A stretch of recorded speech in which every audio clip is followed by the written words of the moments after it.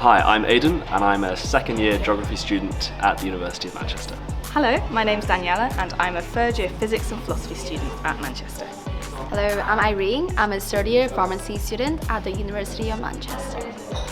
One question we've got is, what are the student finance options for students who are in international countries such as India, and how does the process work? So you can pay all your money in one go in one installment or split into 3 equal installments.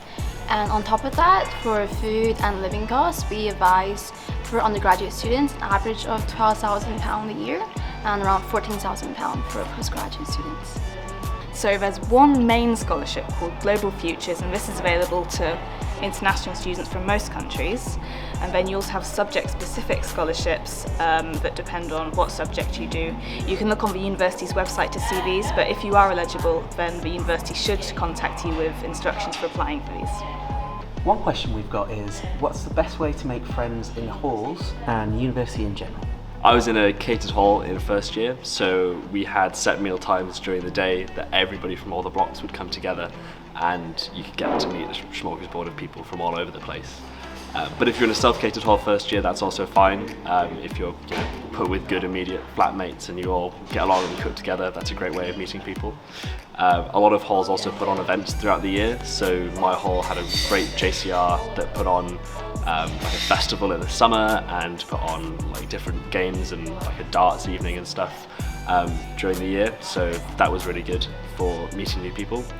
University in general, I think societies are the best way to meet people outside of your course because there's like 350 different societies for such a ridiculously wide array of interests and sports and hobbies, so definitely get involved in as many societies in first year as possible. One question we've got is, are there any WhatsApp groups for admitted students? I'd love to connect with them online.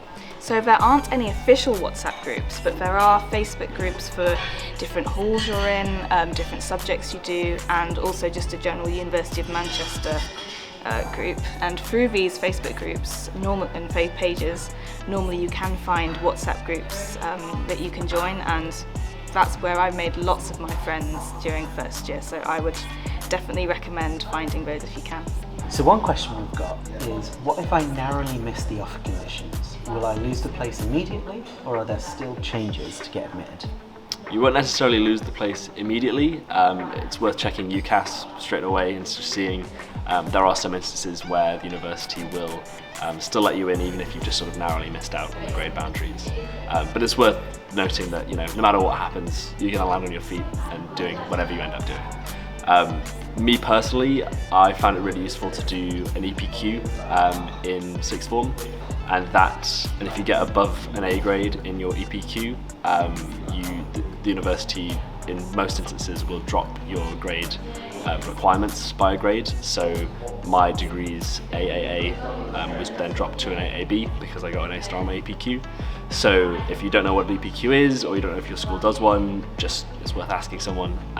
But that can be a good way to sort of remove some of that stress of getting higher grades. I've got a question here from a student from India saying, I've been asked for 90% in my conditional offer. Is it necessary to be exactly 90%, or can it be more like 88%? Okay, so the offer holder condition is always the minimum that we guarantee you a place at university. And it's not fully guaranteed, but we can still wait around and see.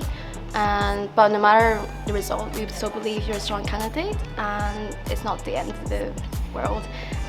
So yeah, don't worry about it, and hopefully you'll get it. One student asked, which is the law building on campus at the Uni of Manchester? So law is in the Williamson building. There is an interactive map on the website that's quite useful just to find out where everything is.